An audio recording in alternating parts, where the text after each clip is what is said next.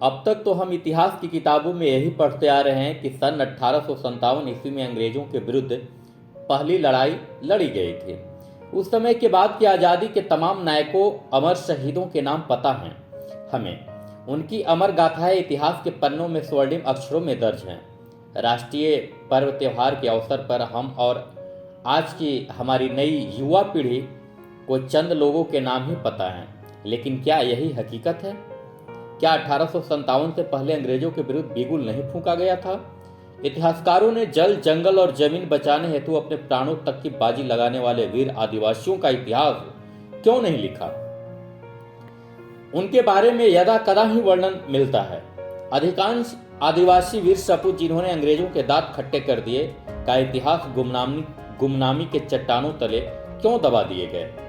भारत के स्वतंत्रता संग्राम में अनेक ऐसे वीरों ने अपनी कुर्बानियां दी जिनके नाम तक का पता हमें नहीं है और न ही साहित्य में उन्हें स्थान ही मिला।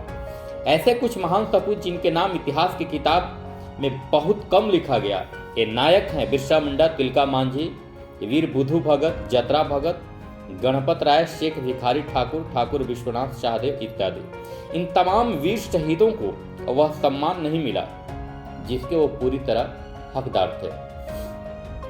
गुमनामी की अंधकारों में पड़े ऐसे कई आदिवासी समूह हैं जिनका न तो कोई इतिहास लिखा गया और न ही कभी कोशिश ही की गई। उस वक्त के आदिवासी स्वतंत्रता सेनानियों की इतिहासकारों ने तो अनदेखी की ही, सरकार की भी उनमें कोई दिलचस्पी नहीं रही है। आज 17 फरवरी है और आज का इतिहास के इस एपिसोड में हम याद कर रहे हैं एक महान आदिवासी सपूत कि जिन्होंने अपने लोगों की रक्षा हेतु अंग्रेजों और जमींदारों से कई लड़ाइयां लड़ी और उन अत्याचारियों में इतना खौफ पैदा कर दिया कि अंग्रेजों को इन्हें पकड़ने के लिए 1000 रुपये तक का इनाम की भी घोषणा करनी पड़ी। आज विस्तार से चर्चा करेंगे माँ भारती के सपूत, जल, जंगल और जमीन के रक्षक, अन्यायों और अत्याचारों के विरुद्ध बिगुल फूंकने वाले वीर सपूत, वीर बुधु भगत की। नमस्कार, मेरा नाम जितेंद्र कुमार चंचल है और आप देख रहे हैं ऐतिहासिक घटनाओं से जुड़ा रोजाना का कार्यक्रम आज का इतिहास। वीर बुधु भगत का जन्म 17 फरवरी 1792 ईस्वी को वर्तमान झारखंड के रांची जिले के चान्हो प्रखंड के सिलागामी गांव में हुआ था। वे आदिवासी संप्रदाय के उरांव समुदाय से संबंध रखते थे। उनके पिता का नाम शिबू शुक्रा तथा माता का नाम बालकुंदरी भगत था। इनके 3 बेटे हलधर, गिरधर और उदयकरण तथा 2 बेटियां जिनका नाम था रुनिया और झुनिया। इनका जन्म एक गरीब परिवार में हुआ था। बुधु भगत प्रारंभ से ही अलग विचार के थे।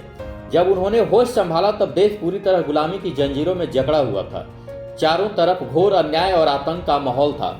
जब फसलें तैयार हो जाती थी तब जमींदार और अंग्रेज उसे उठाकर ले जाते। कई लोगों के घरों में कई दिनों तक चूल्हे भी नहीं जलते थे। इन अन्यायों और अत्याचारों का उन पर काफी असर पड़ा और बाद में उन्होंने कई लड़ाइयां लड़ी। बचपन में इनके साथ यानी वीर बुधु भगत के साथ कई किंवदंतियां जुड़ी हुई है। कहा जाता है कि वीर बुधु भगत कोयल नदी में एक निश्चित चट्टान पर बैठकर रोज स्नान किया करते थे। एक दिन की बात है, उसी चट्टान पर बैठे बैठे ध्यान मग्न हो गए। जब आंख खुली तो वे अपना धनुष बाण लेकर एक तीर दक्षिण दिशा की ओर चला दिया। यह तीर कुछ दूर पर टोंगरी पर कड़ी चट्टान पर जा गिरा। एक चट्टान वहीं धंस गई और वहां से निर्मल जल की धार फूट पड़ी। आज इस चट्टान को वीर पानी के नाम से जाना जाता है।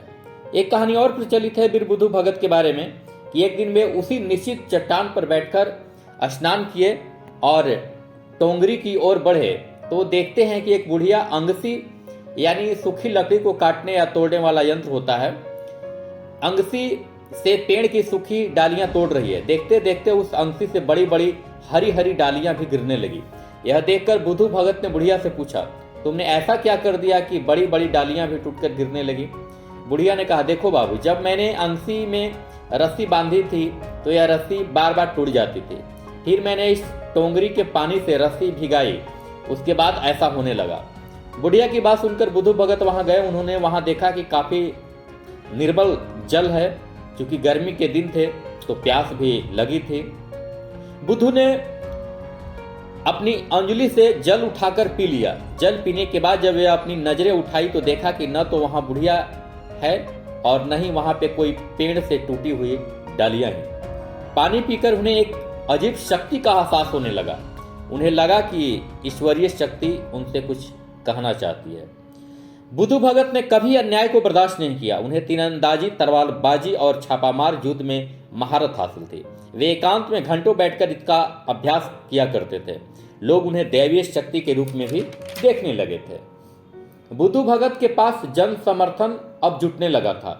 हजारों हाथ तीर धनुष, कुल्हाड़ी और अन्य पारंपरिक हथियार लेकर कैप्टन इम्पे द्वारा बंदी बनाए गए ग्रामीणों को विद्रोहियों ने लड़कर छुड़ा लिया। उन्होंने घने जंगलों और दुर्गम पहाड़ियों का फायदा उठाकर कई बार अंग्रेजों को परास्त भी किया। एक बार की बात है कि वे जब जनसभा कर रहे थे तभी चारों तरफ से अंग्रेजों ने घेर लिया। लगा कि अब कोई उपाय नहीं है तो बुद्धू भगत ने दैवीय आह्वान किया।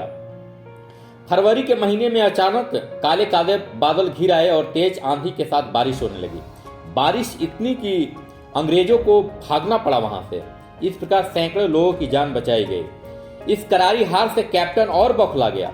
उन्होंने शेरघाटी, बनारस की 85 देसी पैदल सेना और 5 कंपनी घुड़सवार की भेजने के लिए अपने उच्च अधिकारियों को पत्र लिखा।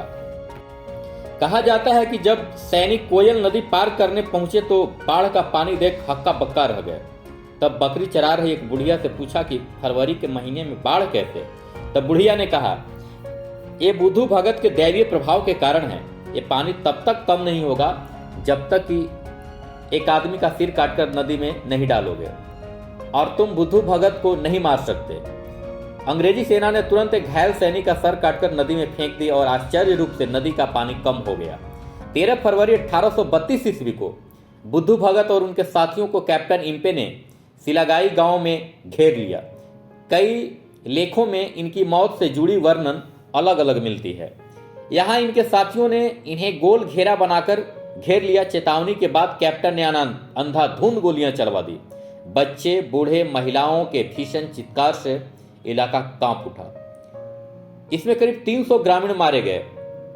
अन्याय के विरुद्ध जन आंदोलन को बंदूक के बल पर सदा के लिए खामोश कर दिया गया।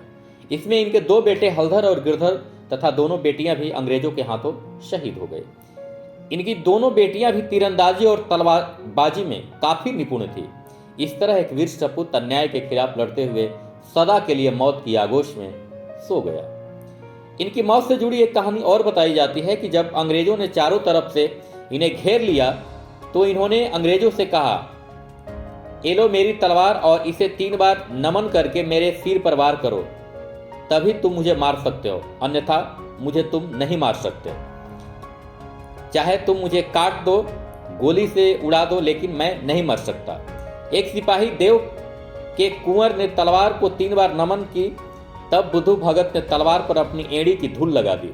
कुंवर ने तलवार उठाकर सर को धड़ से अलग कर दिया। उसका सिर गिरकर उनके पैतृक घर में जा गिरा। कहा जाता है आज भी उनकी वहां पूजा की जाती है। उन्होंने जिस आंदोलन को चलाया और जिसके तले तमाम ग्रामीणों को जमा कर अंग्रेजों के दांत खट्टे कर दिए, उस विद्रोह को इतिहास में लड़का विद्रोह के नाम से जाना जाता है। इनके मृत्यु के पश्चात छोटा नागपुर की धरती से अंग्रेजों के उखड़ते पांव फिर से जमने लगे। आज के एपिसोड में इतना ही। एक सवाल जो हम अपने दर्शकों के लिए छोड़ते हैं कि क्या आदिवासी आंदोलनों के वीर सपूतों को इतिहासकारों ने आखिर क्यों नहीं पन्नों में सहेजा, ताकि आने वाली पीढ़ियां पढ़ सके, जान सके। आप अपनी राय हमें कमेंट के जरिए दे सकते हैं। महान वीर सपूत बुद्धू भगत को द हिस्ट्री ज्ञान टीम की तरफ से विनम्र श्रद्धांजलि। आप अगर YouTube पर देख रहे हैं तो सब्सक्राइब कर घंटी का बटन दबा दें, ताकि हमें इतिहास में छुपे उन नायकों को सामने ला सके जिनकी चर्चा पन्नों में यदा कदा ही मिलता है। फेसबुक और इंस्टाग्राम पर देख रहे हैं तो लाइक और फॉलो जरूर कर लें। जय हिंद।